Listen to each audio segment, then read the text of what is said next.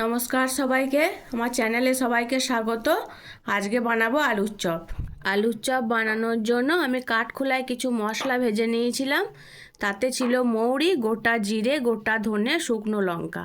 তাতে দিয়েছিলাম অল্প লবণ।